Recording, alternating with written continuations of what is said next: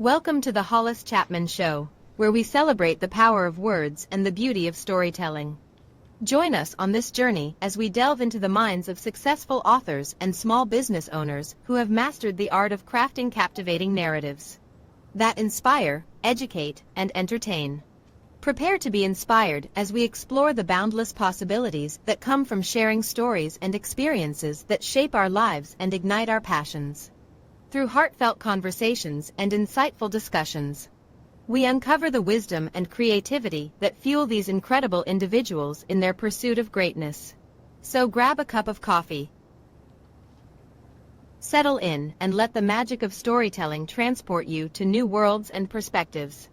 Get ready to be inspired, informed, and uplifted as we embark on this storytelling journey together. Stay tuned for an episode filled with wisdom, inspiration, and the power of words. Welcome to the Hollis Chapman Show. Say where stories come alive. Let's begin this adventure together. Don't miss out on the opportunity to connect with some of the most talented and compelling voices in literature today. Tune in and let the journey begin. Our special guest, Ray Cline. Welcome. Thank you, Hollis. Thanks so much for having me. You're awesome. Hey, tell us more about yourself and your new book, ma'am. Tell us more.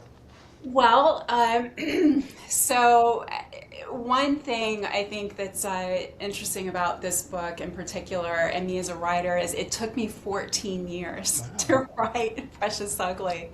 I felt the character Clementine, she's 13, she's going through a lot, she's surviving a lot.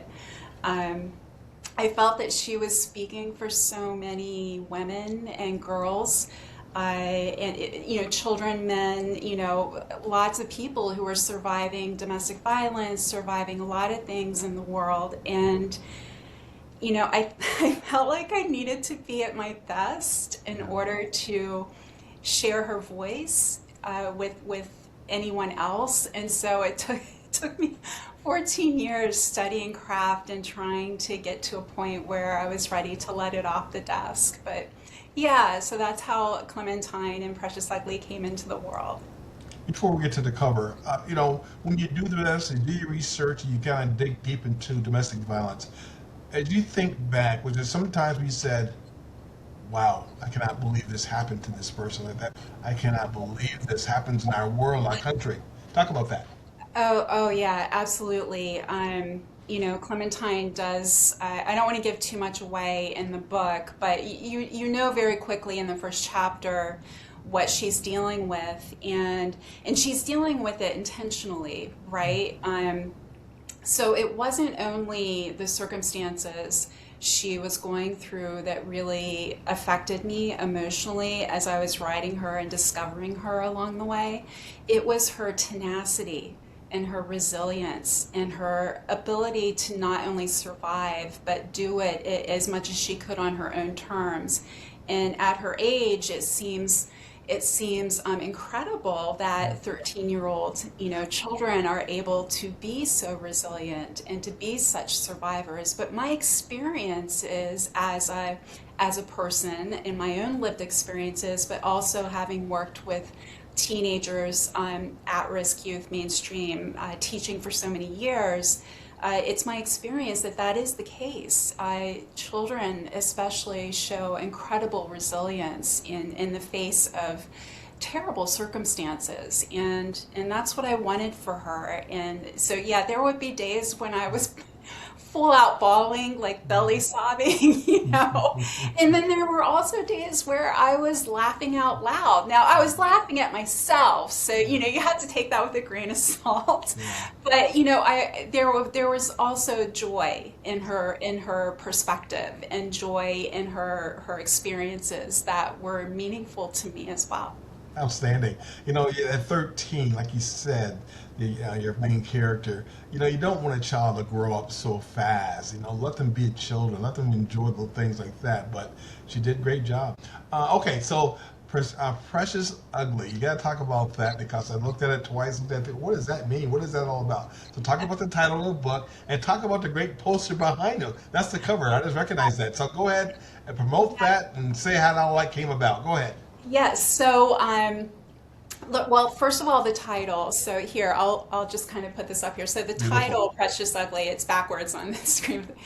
Yeah. It's this sort of fusion of this sort of tender beauty meets damage, Yeah. and what is sort of fluorescent about life. And whenever you bring together these two seemingly opposite elements of what we live with every day, we all have, I think, precious ugly moments where, there's some tenderness there, there's some beauty there, but there's also just a difficulty in that moment. And I think for me as a writer, it was when I started to recognize in life, in lived experiences and also observed experiences, when I was able to see both the precious and the beauty and the ugly and the difficult as part of the same kind of chiaroscuro effect. It sort of gives you those shadows of life that make life meaningful and give you depth.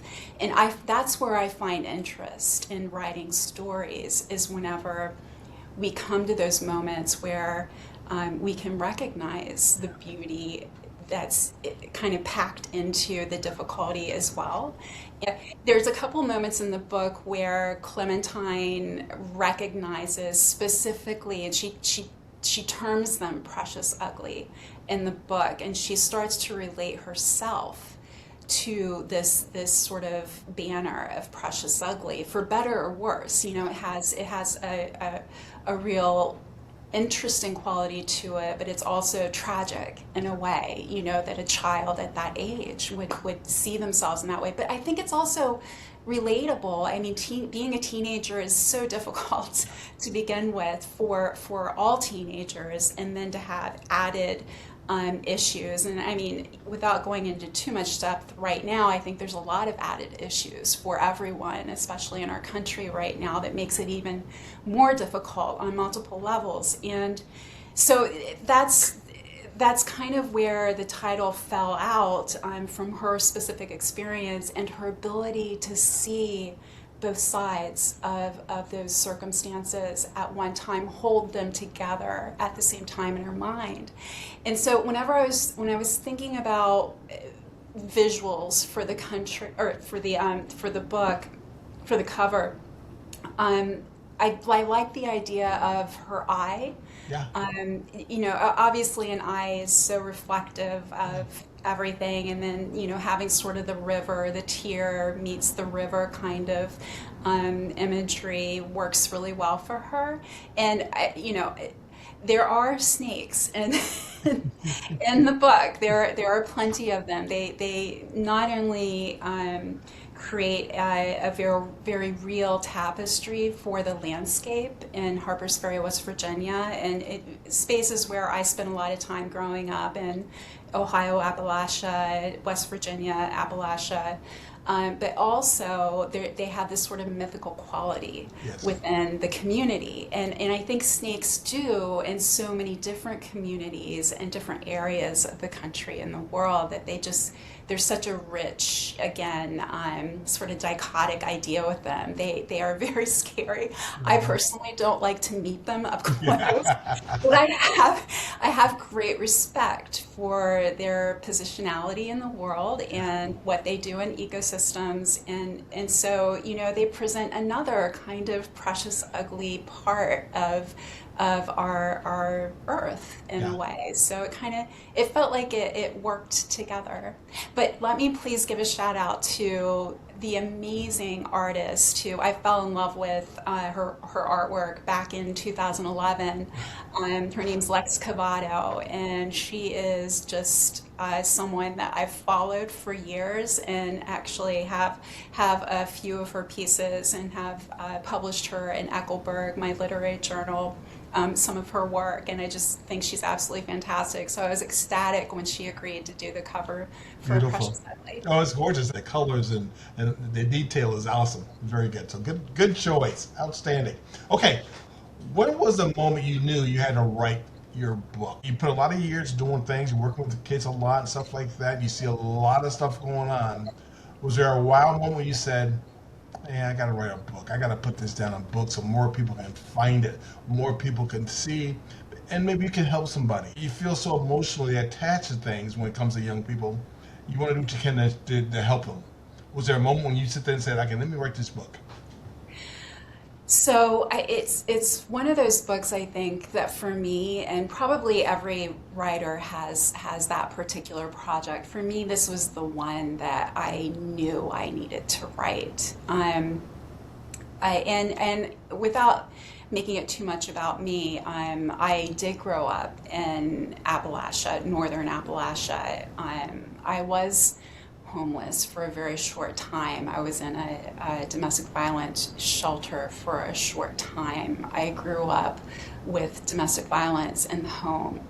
And then I ended up, going to school, getting a teaching degree. I had the honor and privilege of working with students over the years who also survived uh, domestic violence and some of the other things that Clementine survives and goes through. And I think also, again, it was 14 years writing it, so there was a lot of socio-political shifts that happened that made it just start to feel really necessary for me. It's set in Reagan era. They actually live on a campsite in Harper's Ferry, and they're living in a campaign vehicle that was once a Reagan campaign vehicle. Wow. So there's a giant photo of his face on the side of it. The iconography is pretty thick. Yeah. There's definitely satire working into it. And I wouldn't say that current administration has been named in the book, but maybe alluded to in the book a few times. But it's definitely working with where do these MAGA influences come from? And how did they originate? I mean, some pundits would suggest that a lot of the origination came from rural America that felt disenfranchised. And, I pushed back on that. I'm full-on liberal feminist as you could get. Um, but I did grow up in the Reagan era, the the the very conservative rural kind of upbringing where Rush Limbaugh was like the best thing ever. And that's not where I landed Hmm. as an intellect or an artist or a writer or teacher. But I do see I have a lived experience of understanding how those claims could be made. That there was a sort of disenfranchisement by rural America, for instance, the floods coming into Harper's Ferry and not having enough funding federally from FEMA, people feeling left out of the conversation, a number of those things. And of course, in the 80s, the AIDS crisis and the way that that was handled federally. Of course, it was Reagan at the time who was making those decisions. So you could say, well, place blame where it should be, but it still was sort of the federal umbrella, Yeah. right? So I find these sort of socio-political, socioeconomic questions really interesting, but I find them even more deeply interesting in how they affect very specific people, particularly Clementine, but also the other characters that we meet within the book. Thank you for sharing such a personal about your life. Share with us and share with people listening and watching, how did Ray Cline, our special guest today, fight through it? How did you get the strength to get through it, to go to school and do what you had to do, and then be in the position you are in now? How did Ray fight through it? Did you have a mentor? Did you have somebody you do talk to that you can trust and guide I, you out? How did you do that? I was fortunate to have a few people along the way who took interest in me as a person. My mother brought me home to a trailer from the Yeah. hospital. We started with very humble beginnings, but my mother was very education minded. She didn't necessarily know how to mentor me into the kind of education that she wanted for me, but she knew that it needed to get done in some way. So it's hard work, right? When you Yeah. come from humble beginnings, it's really hard work to overcome the hurdles, right? And of course, my hurdles are very different than what somebody else's hurdles would be. So I was very fortunate in a number of ways, and I understand that.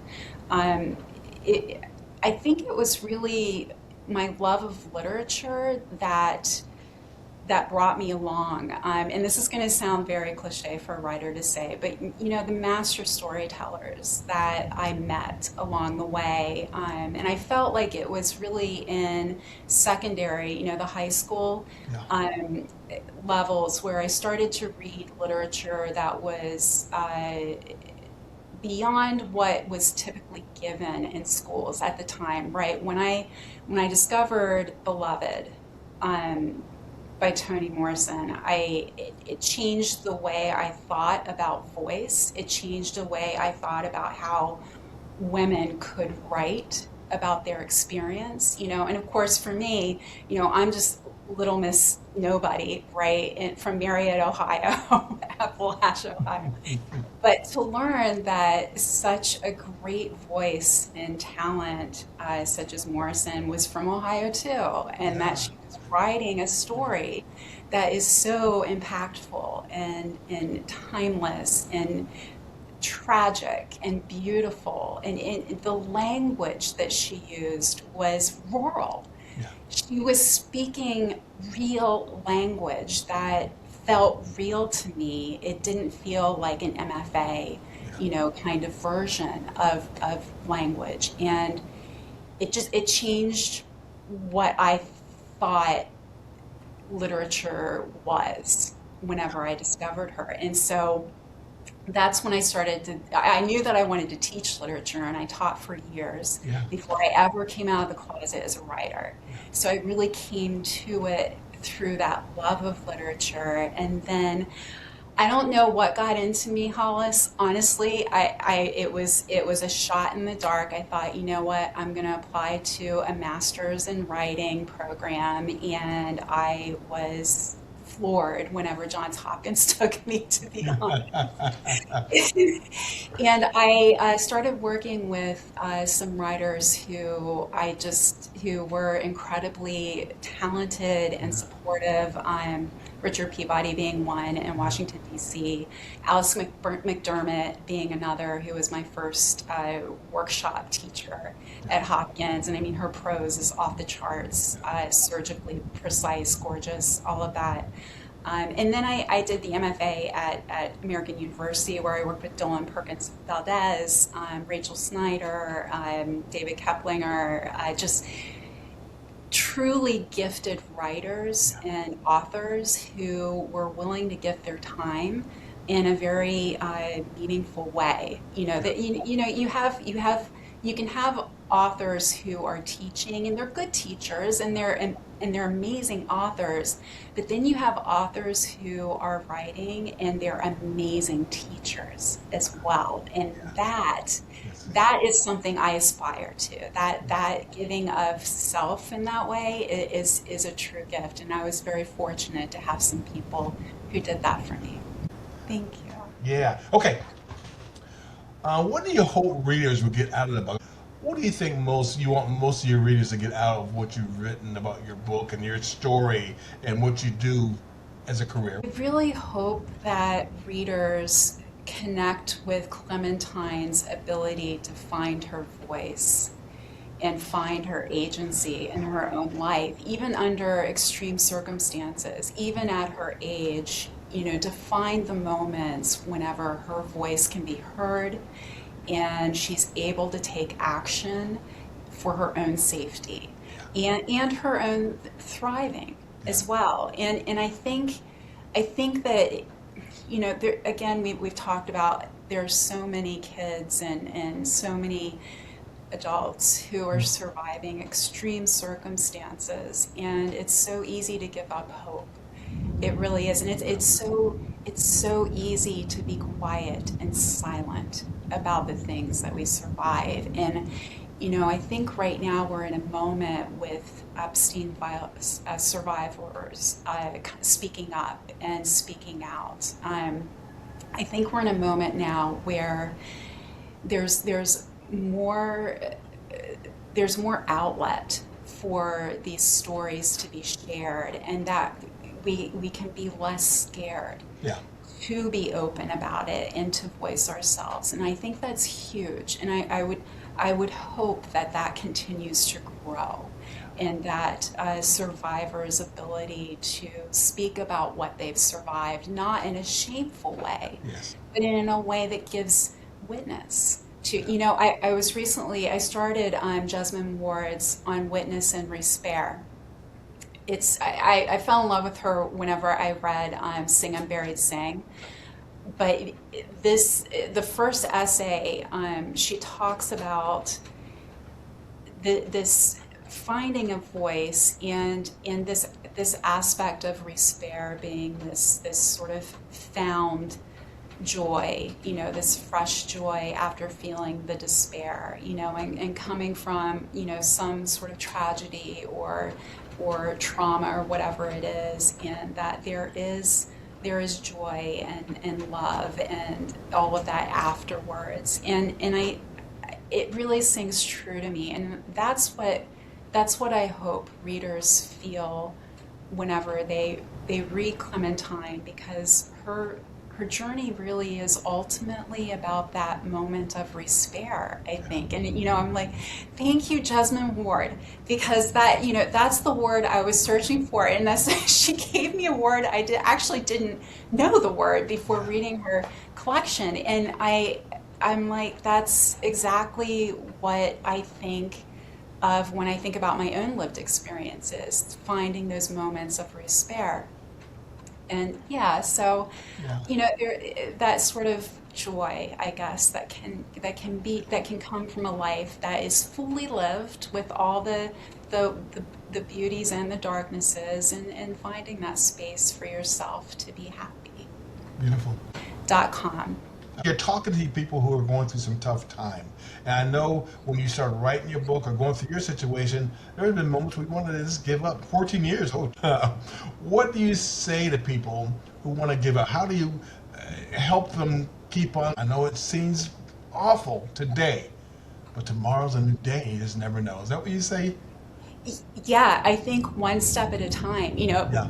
In terms of writing, even if you find yourself writing a single line, Yeah. that doesn't, even if it doesn't relate to the book project you're working on at that time, at some point it might, once you get to a certain point in the novel or the manuscript.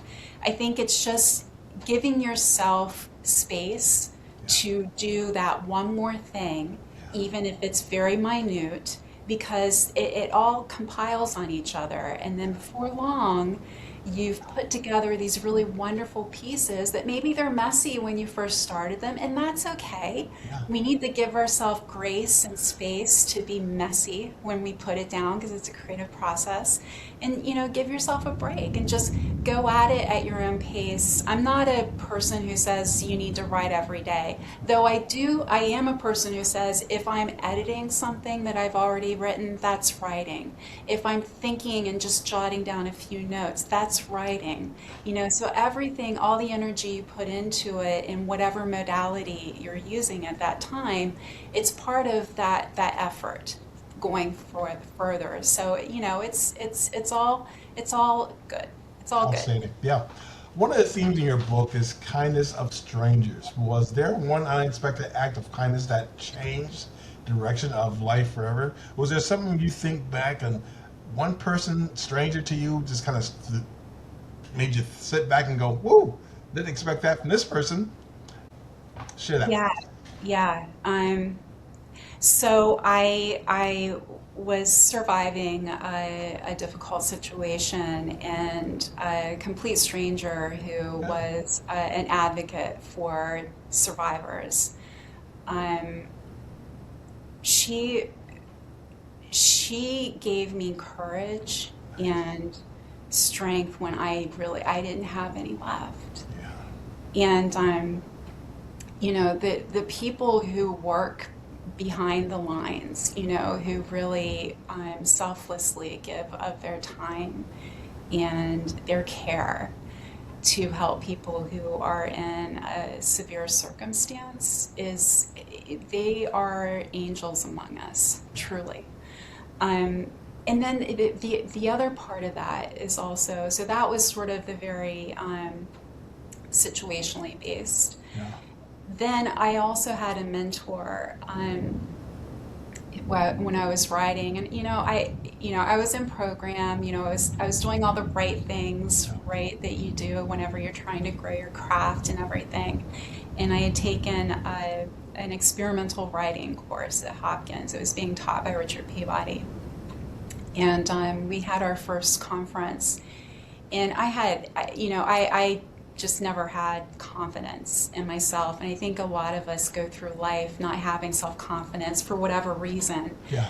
Um, and the way he spoke to me in that conference, when he was reading, stories are so very personal. It's very vulnerable, right? And the way he spoke to me, the way he valued my voice, and he recognized that I did not have confidence in my voice, and he called me out on it, and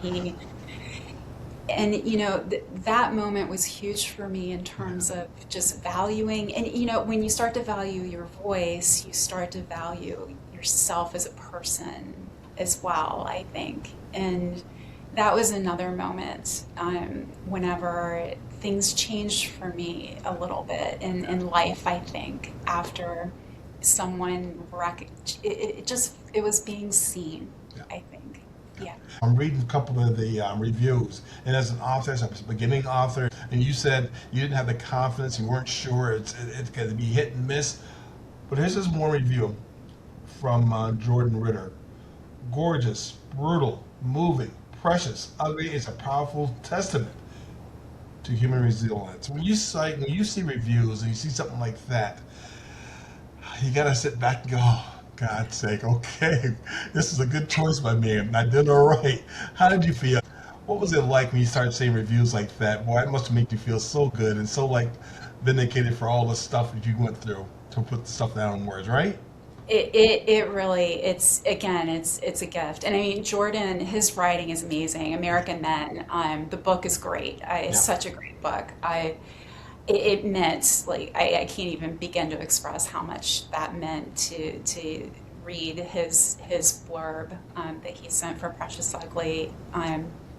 Yeah, it's, I'm one of those self-doubters, always looking for the other shoe to drop, right? I think if you grow up, in tough circumstances, you're always waiting for everything to be pulled out from underneath you. And maybe that's not a bad thing as a writer or an artist. Like, you always have to have that edge and always sort of be aware, situationally aware of what you're doing and always striving to do better. Jordan's words were incredibly kind and really hit Yeah. my heart in a really wonderful way. Outstanding. Ray, if you sat down with the younger self, the version of you who were living through some darkest chapters of your life, what would you say to yourself? How would you guide your younger self from there to now, because of what you've learned? What would you say to your younger self? Well, Throw you off a I, bit. I Sorry. yeah, no. I've got everything in my head right now, and I'm thinking of a particular situation, and call 911. I think, definitely is one thing. I think my character Clementine would tell me to do that as well. Um, but and that's the hard thing. There aren't a whole lot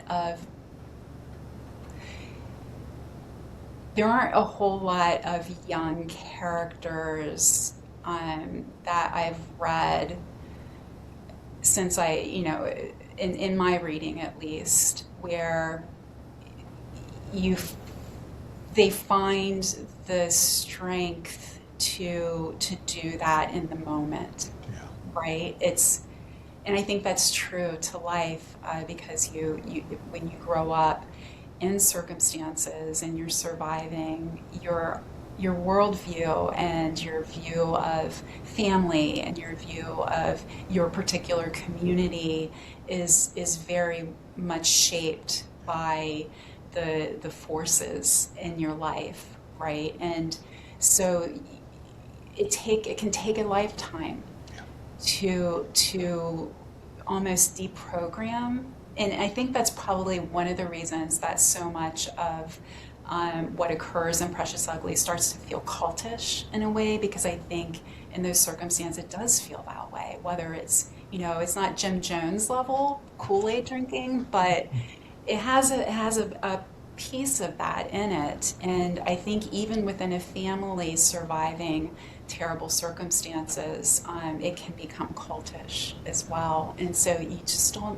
don't think that's even an option, when you're younger. But yeah, if I could just, fly back, through time and sit there with myself and say, it's time. You need help. Yeah. Beautiful. Well said.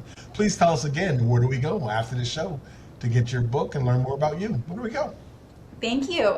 Yes, go to raycline.com. Happy to have you there. And you can buy the book at your independent bookseller in New York City. That's McNally Jackson, Books Are Magic. There's so many great independent booksellers in New York.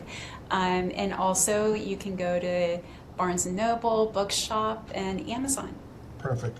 Finally, I know you want to help people. So for someone who's watching this interview who may be facing abuse, trauma, overwhelming hardship, what message of hope would you like to leave with them? What else would you say to a person who's going through some hard times? Yeah, absolutely. So if 911 doesn't feel comfortable reaching out to, there are so many hotlines to help. And one particular that Precious Ugly is kind of partnering with, we're including a bookmark from, is the National Domestic Violence Hotline.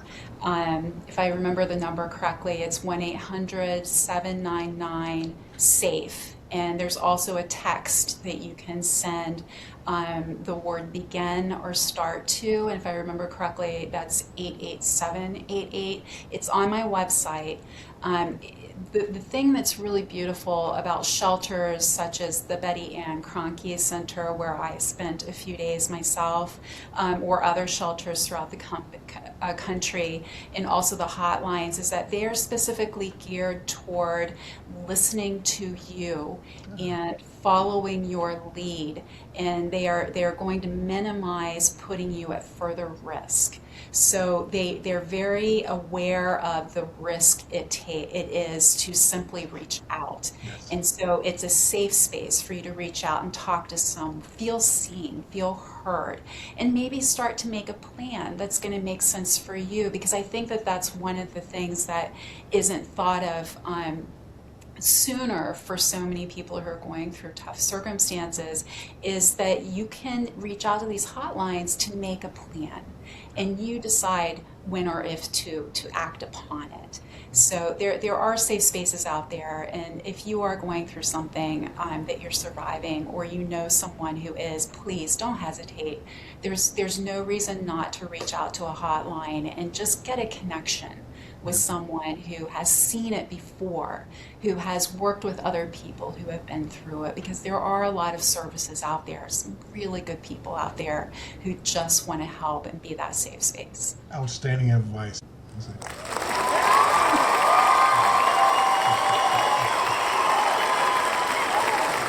Thank you so much, Ray Cline, for being here. You're awesome.